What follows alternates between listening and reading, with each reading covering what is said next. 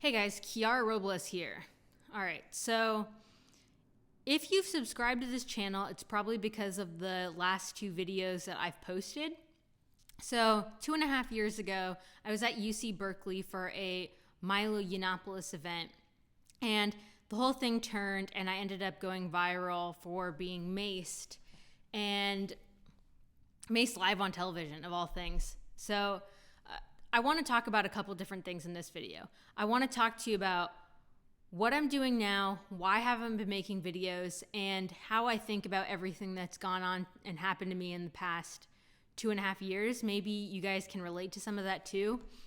At the end of the video is when I'll talk about things that I'm doing now and how you can continue to follow things in this channel or other videos that I'm going to make in the future, because I won't continue to make too many of them on this channel at all. All right, so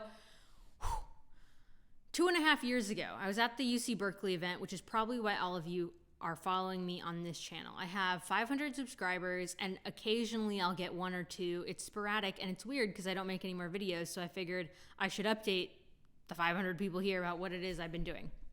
Okay, first things first. Politics in California is absolutely crazy. It's so crazy that I could spend 100 different videos talking about it.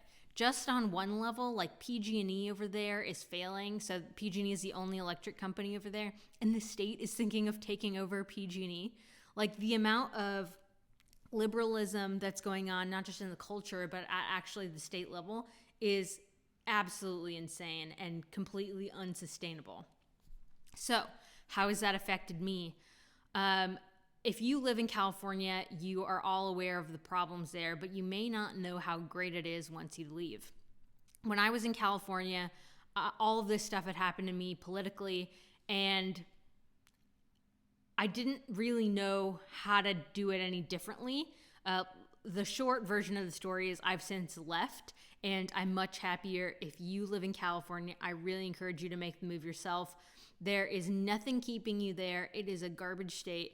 They're taxing the lifeblood out of you, and it goes towards nothing. Okay, so I've never been on a worse freeway than the ones in California. There's nothing I can say about that state that I would like other than maybe the ocean. Okay, and it's cold. The East Coast has better oceans. All right, enough about California.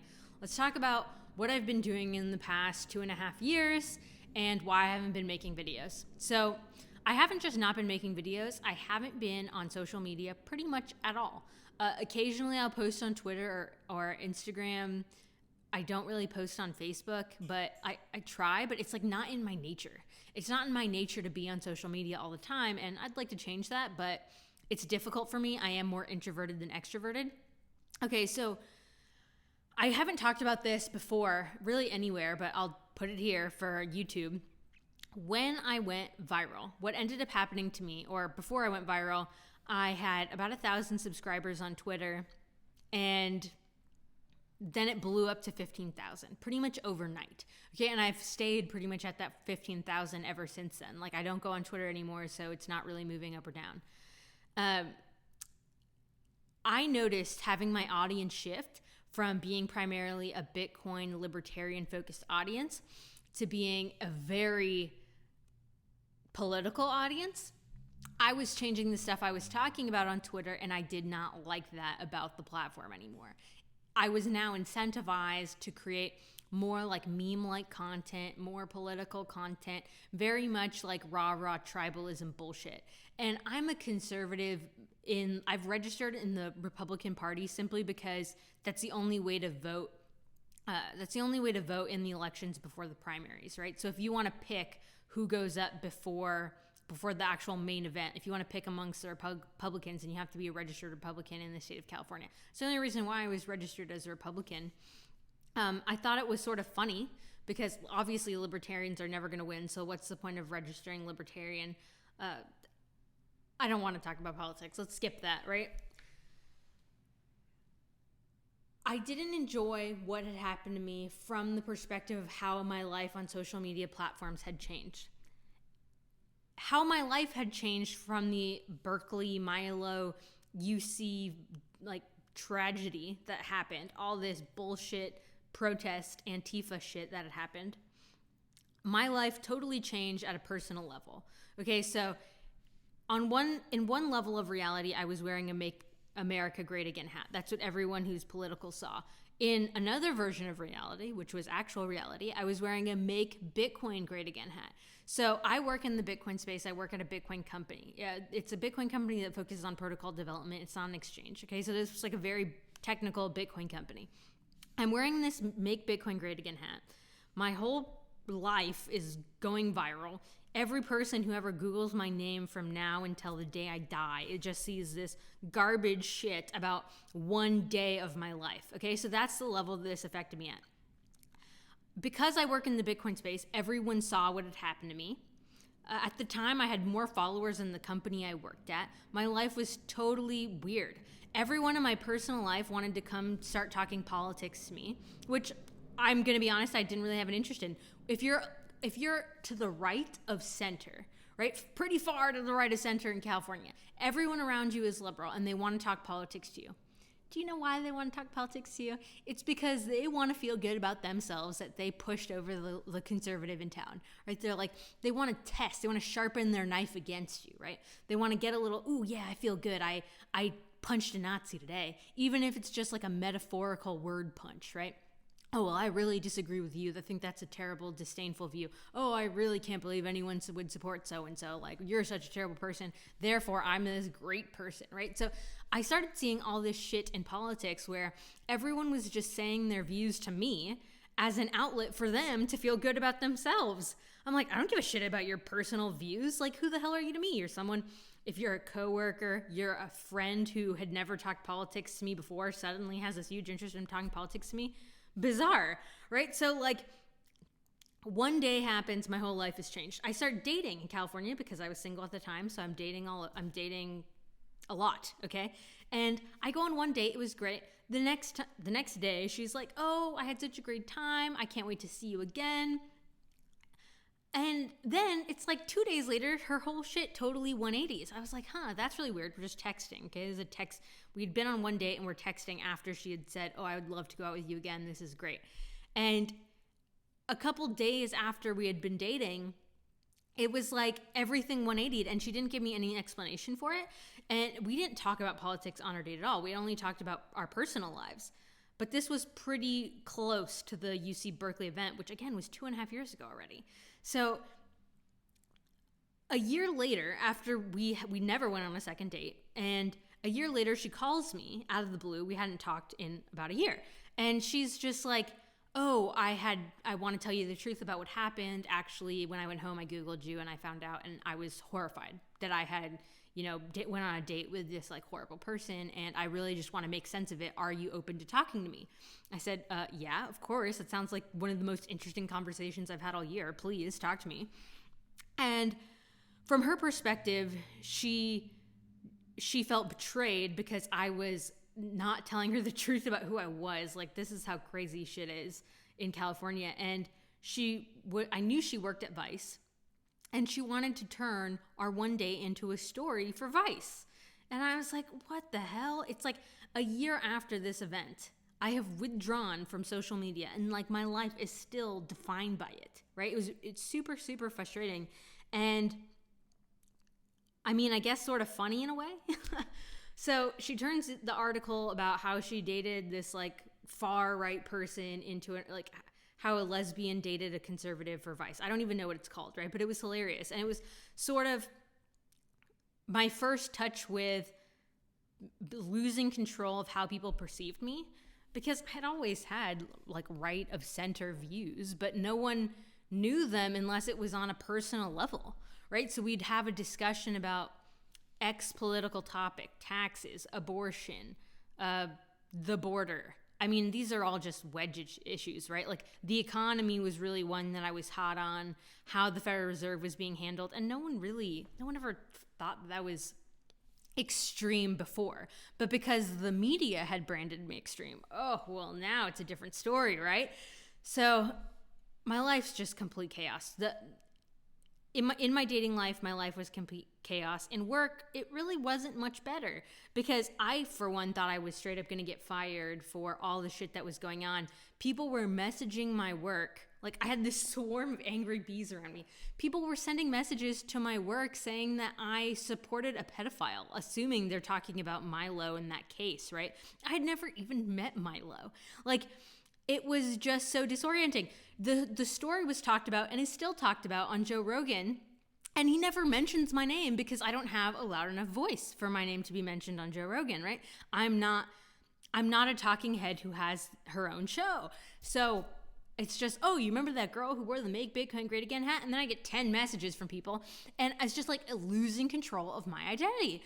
And it's like, man, the guy who made the Make Bitcoin Great Again hat goes and gets a job at the company I'm working for. Like, you could not make this stuff up, the synchronicity of it all. He ends up becoming the chief security officer and tries to get me to like do more Bitcoin meme videos, which I really had no interest in. And to talk about the Bitcoin space for a little bit, when I got interested in Bitcoin way back in like 2013, 2014, like 2012, really, because it was like around the Ron Paul time, right? Stuff was way different. It was so dramatically different. It was like Bitcoiners were such an underdog. It was a smaller group of more committed people, and they were more of underdogs than they are today. Now the Bitcoin space is totally fractured. You've got Bitcoin, you've got Bitcoin Cash, and like now everyone's a meat eater, like all this carnivore shit. And like, that's cool. I eat steak with my hands sometimes. I get it. But like, the identity of a Bitcoiner has become also somewhat obnoxious. I said it, right? So you have this social media shit going on where people are annoying as shit. Everyone's talking about politics in the like least productive way possible. Like all memes, all trolling. Okay, fine, like win the culture wars, dude, do your thing, whatever. But like some people enjoy, let's just get down to it.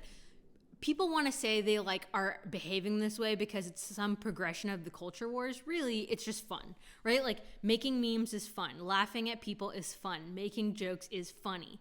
And I have no problem with any of that. Like, I'm not anti-joke, okay? Like, I love jokes. That's probably why I would make a terrible liberal. That's not the point. The point is,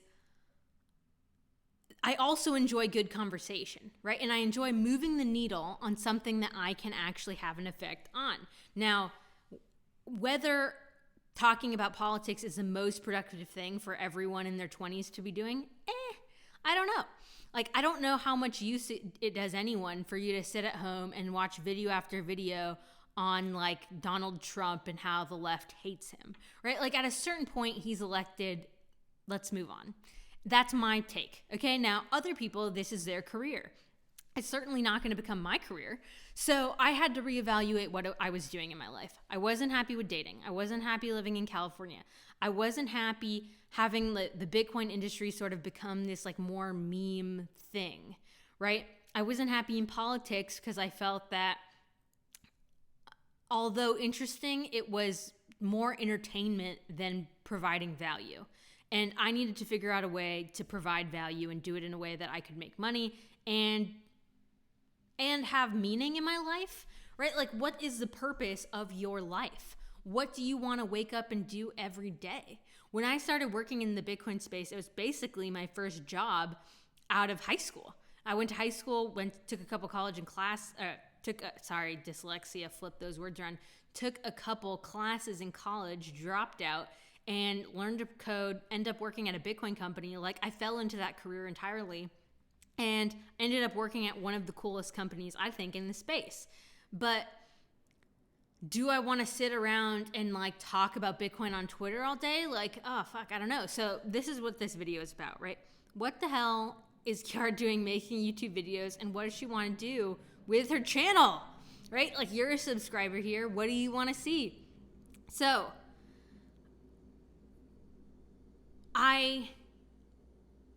a couple of things have happened to after all of those things that happened to me, right? After the virality, the failures of dating, the whole bullshit California scene, I had to make a choice. And I mean, I had to do something because I was so unhappy living in that life. Like, every day you go to work or you go to, like, I loved my job, but it's like I didn't love being surrounded by people who only wanted to talk about politics. It's like, geez, dude, can we talk about something other than politics and tech? Like, dear God. And I guess I had asshole proximity disorder, right? Like, my life was miserable because I was just surrounded by assholes. So the way that I handled this situation is I took a hard, long look at my life and I wrote down every single thing I had ever done wrong. And that may sound a little extreme. Maybe it is. I borderline depression, sat in bed for 3 days and wrote every single thing I had ever done wrong. Okay, so like going back to my earliest memories all the way up until present day. Any lie I had told and then not corrected. Any time I had said something that wasn't really something I believed. Any time that I dishonored my own values. Like, I had this crazy dream where I was laying down and everything was white, and these blocks of just white blocks are floating above me, and one comes up over my head and it's like chipped, right? And like, I knew immediately what it was. It was the space in my mind where I was holding my integrity. And my integrity was chipped because I was using Twitter and social media to say things that weren't my words and weren't in line with my values. They were for entertainment. And yeah, sure, you can use social media for entertainment, but like, at what point do you use it for more than that? Right? Like, I think most people use social media for entertainment. There's really no problem in that. But I wanted to do more. Like, I wanted to do something more than just sit around and like other people's posts. And I was struggling to do that in an environment where everything I said was highly scrutinized by the people closest to me. Right? Like, my family was super liberal. My everyone in my state, my career, like, everyone is liberal. Luckily, I worked in the Bitcoin space. God forbid I worked at Google or Facebook or something like that. Don't even get me started of what would have happened then, right? Like, thank God I worked around libertarian liberals, but ultimately still liberal. And there's no problem with liberals. There's problems with extreme shit. Okay, so my life was a mess. I write everything that I had ever done wrong down, and from that percolated what I should do, right? I thought about making this like card game that I thought was funny. I knew I needed to create something because I'm a creative person. Okay, you need to do shit. I couldn't really do anything on social media because I didn't want to talk to people on social media anymore. So I tried to make a card game. I tried to make a fiction book. I wrote 75% of this fiction book that I fell in love with. It's my book, so obviously I'm biased. And then I started writing a Bitcoin book.